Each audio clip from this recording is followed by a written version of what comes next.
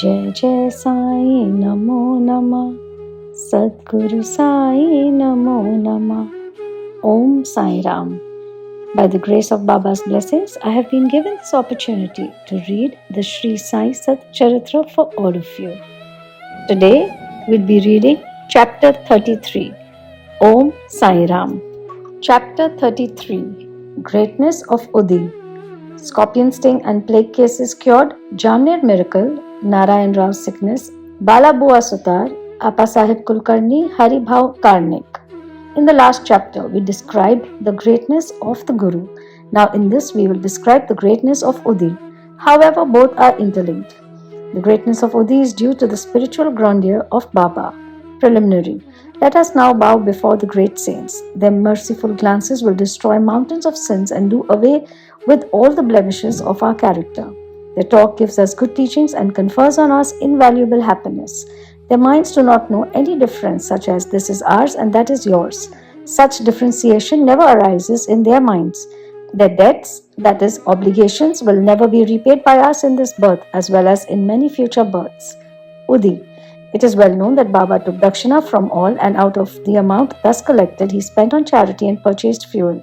This fuel he put in the dhuni, the sacred fire which he kept ever burning. The ash from this fire was called Udi, and it was freely distributed to the devotees at the time of their departure from Shirdi. What did Baba teach by this Udi? Baba taught by this Udi that all the visible phenomena in the universe are as transient as the ash. Our bodies composed of matter of the 5 elements will fall down after all their enjoyments are over and be reduced to ashes. In order to remind the devotees of the fact that their bodies will be reduced to ashes, Baba distributed Udi to them. Baba also taught by the Udi that the Brahma is the only reality and the universe is ephemeral, and that no one in this world, be he a son, father or wife, is really ours. We come here in this world alone and we have to go from here alone. It has been found that the Udi cured many physical and mental maladies, but Baba wanted to repeat into the devotees' ears the principles of discrimination between the unreal and the real. He taught non-attachment for the unreal by his Udi and Dakshina. The former, that is Udi, taught us discrimination, and the latter, that is Dakshina, taught us non-attachment. Unless we have these two things, it is not possible for us to cross over the sea of the mundane existence. So Baba asked for Dakshina, and while the devotees took leave, he gave Udi as prasad. They smeared some of it on their foreheads and placed his boon-conferring hand on them. When Baba was in a cheerful mood, he used to sing merrily. One such song was about Udi. The meaning of this song was, "O playful Ram, come and bring with you sacks of Udi." Baba used to sing in very clear and tender tones. So besides the spiritual implication of Udi, it had also its material significance. It conferred health, prosperity, freedom from anxiety, and many other worldly gains. So the Udi has helped us to gain both our ends, material as well as spiritual. We shall now begin with the stories about the Udi. Scorpion sting. Narayan Motiram Jani of Nasik was a devotee of Baba. He was serving under another devotee of Baba by name Ramchandra Vaman Modak. Once he went to Shirdi with his mother and saw Baba. Then Baba himself told her that her son should start independent business. Some days after, this prophecy turned true. Narayan Jani left service and started a boarding house, Anand Ashram, which thrived well. Once a friend of this Narayan Rao was stung by a scorpion, and the pain caused by it was severe and unbearable. Udi is most efficacious in such cases. It is to be applied on the point of pain, and so Narayan Rao searched for it but found none. Then he stood before Baba's picture and invoked Baba's aid, chanted Baba's name, and taking out a pinch of the ashes of the joss stick burning in front of Baba's picture and thinking it as Baba's Udi, applied it on the seat of pain and the sting. As soon as he moved his fingers, the pain vanished and both the persons were moved and felt delighted. Bubonic plague case. Once a devotee in Bandra came to know that his daughter, who was staying in another place, was down with bubonic plague. He had no Udi with him, so he sent word to Nana Sahib Chandorkar to send the same. Nana Sahib got this message en route Thana railway station when he was travelling with his wife to Kalyan. He had no Udi with him then. He therefore took up some dust from the road, meditated upon Sai Baba, invoked his aid and applied it to his wife's forehead. The devotee was very glad to learn that his daughter, who was suffering for 3 days, began to improve from the very moment Nana Sahib invoked Baba's aid near the Thana railway station. The Jamner miracle. In the year 1904-05, Nana Sahib Chandorkar was Mamlatdar at Jamner in the Khandesh district, which is more than 100 miles from Shirdi. His daughter Menatai was pregnant and was due to deliver. Her case was very serious and she was suffering from labor pains for the last 2 or 3 days. Nana Sahib tried all remedies but in vain. He then remembered Baba and invoked his aid. There in Shirdi, one Ramgir Bua, whom Baba called Bapu Gir Bua, was leaving for his native place in Khandesh. Baba called him and told him to stop at Jamner on his way home and give the Udi and Aarti to Nana Sahib.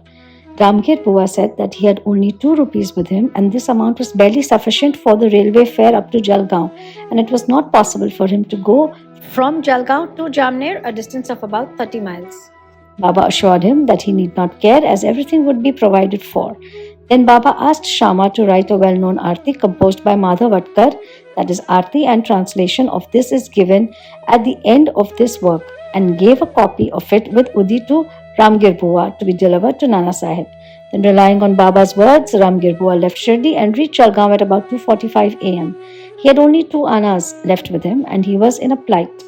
To his great relief, he heard somebody calling out, "Who is Bapu Gir Bua of Shirdi?" He went to him and told him that he was Bapu Gir Bua. Then the person, professing to be sent by Nana Sahib, took him to an excellent tonga with a good pair of horses. They both drove in it. The tonga ran fast and early in the morning they came to a brooklet. The man took the horses for watering them and he asked Ramgir Bua to partake of some eatables. On seeing the beard, moustache and the livery of that person, Ramgir Bua suspected him to be a Muslim and was unwilling to take any refreshments from him.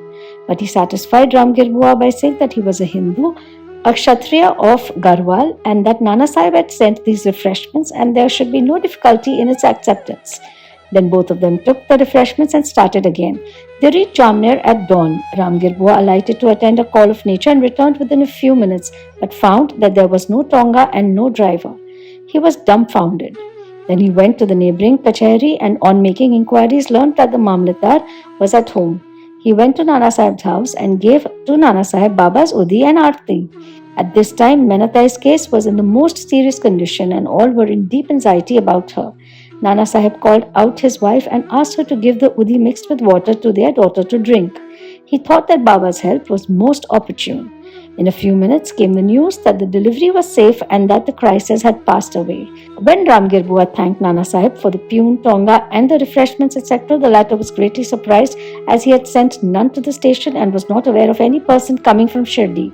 Mr. B.V. Dev of Thana, retired Mamlatdar, made inquiries about this matter with Bapu Rao Chandorkar, son of Nana Sahib, and Ramgir Bua of Shirdi, and after satisfying himself wrote an elaborate article, part prose and part poetry, in the Sri Sai Leela magazine, that is volume 13, numbers 11, 12 and 13.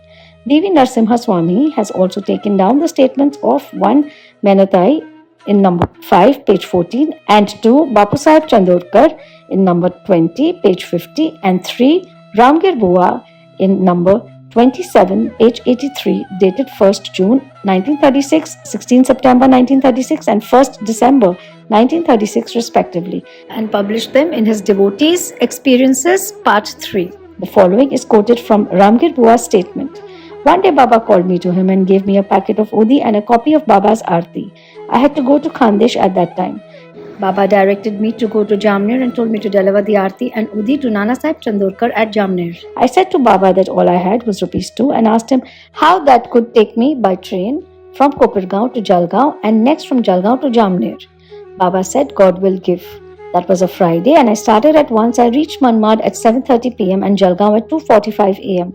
At that time, plague regulations were in force and I had much trouble.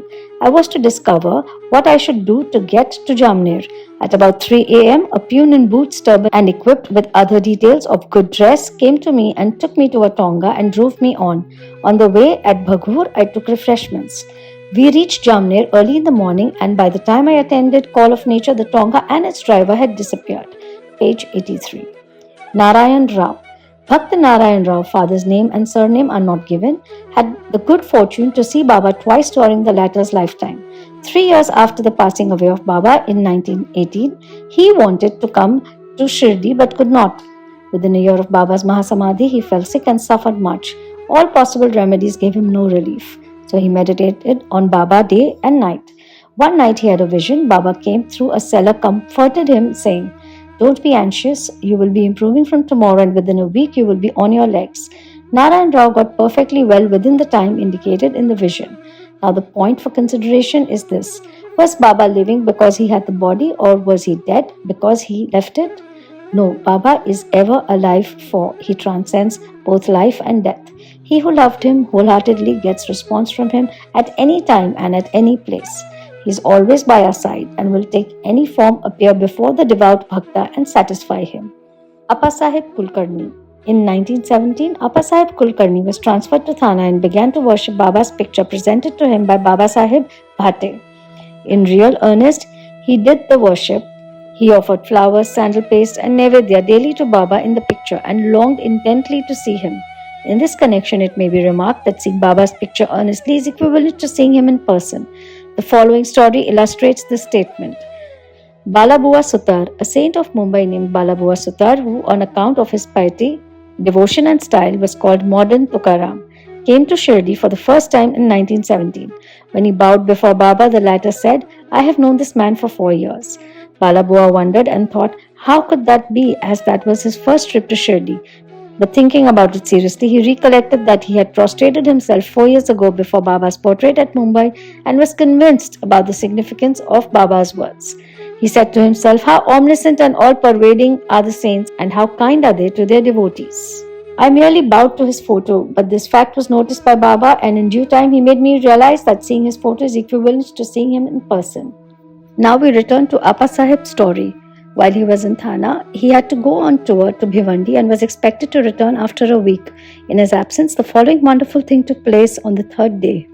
At noon, a fakir turned up at Appasaheb's house. His features resembled exactly those of Baba's photo.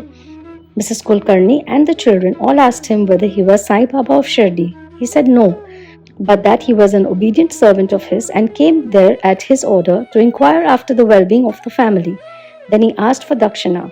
The lady gave him a rupee. He gave her a small packet of udi and asked her to keep this in the shrine. Then he left the house and went away. Now hear the wonderful Leela of Sai. Appasaheb could not proceed with his tour as his horse fell sick at Bhiwandi. He returned home that afternoon and learned from his wife about Fakir's visit. He got very restless as he did not have the darshan of the Fakir. Moreover, he did not like that only 1 rupee was paid to him as dakshina. He said that had he been present, he would have paid not less than 10 rupees. Then he immediately started in quest of the Fakir and searched for him in the masjid and other places, without taking any food. His search was in vain. He then returned home and took his food. The readers may remember here Baba's dictum in chapter 32 that God's quest should not be made on an empty belly. Then after meals he went out for a walk with a friend, Mr. Chitre. After going some distance, they saw a man approaching them rapidly. Appasaheb thought that he must be the fakir that came to his house at noon, as his features tallied with those of Baba in the photo. The fakir immediately put forth his hand and asked for dakshina. Appasaheb gave him a rupee. He demanded again and again, and so Appasaheb gave him 2 more. Still he was not satisfied. Then he borrowed rupees 3 from Mr. Chitre and gave them to him. He wanted still more. Appasaheb asked him to accompany him to his home. Then they all returned home and Appasaheb gave him 3 rupees, in all 9. He looked unsatisfied and demanded again. Then Appasaheb told him that he had a currency note of rupees 10. The fakir asked for the same, took it and returned the 9 rupees and went away. Appasaheb had earlier said that he would pay 10 rupees, and that sum was taken from him, and 9 rupees consecrated by Baba's touch were returned to him. The figure 9 is significant. It denotes the 9 types of devotion. That is why chapter 21. It may also be noted here that Baba gave 9 coins to one Lakshmi Bai Shinde at his last moment. Appasaheb examined the udi packet and found that it contained some flower leaves and akshata. Then sometime afterwards he got a hair from Baba when he saw him at Shirdi. He put the udi packet and the hair in a tabiz and wore it always on his arm. Appasaheb realized the power of the udi. Though he was very efficient, he got rupees 40 as pay in the beginning, but after he secured Baba's photo and his udi, he got many times more and also got much power and influence. And along with these temporal benefits, his spiritual progress was also rapid. So those who are fortunate enough to get Baba's udi should after bath apply it on the forehead and take some of it mixed with water as holy tirth. Haribhav Karnik. In 1917, Haribhau Karnik of Dahanu, Thana district, came to Shirdi on the Guru Purnima day in the month of Ashada and worshipped Baba with all formalities. He offered clothes and dakshina, and after taking Baba's leave, got down the steps of the masjid. Then he thought that he should offer 1 more rupee to Baba and was just turning to climb up again when Shama signaled him by gesture that as he had got Baba's leave, he should go and not return. So he started for home. On his way, when he went into the temple of Kalaram at Nasik for darshan, the saint Narsingh Maharaj, who used to sit inside the temple, came to Haribhau, caught him by his wrist and said, "Give me my 1 rupee." Karnik was surprised. He paid the rupee most willingly and thought that Sai Baba recovered the rupee which he intended in his mind to give through Saint Narsingh Maharaj. This story illustrates the fact that all saints are one and illustrates how they work in unison. Bow to Sri Sai. Peace be to all. Om Sai Ram. Footnotes. Ramte Ram Auji Auji Udiya ki Goniya Lauji Lauji. Then 16 annas was equal to rupee 1. Om Sai Ram. With folded hands, I humbly request Sai Baba to please forgive me for any mistake that I might have made while reading this chapter. Om Sai Ram.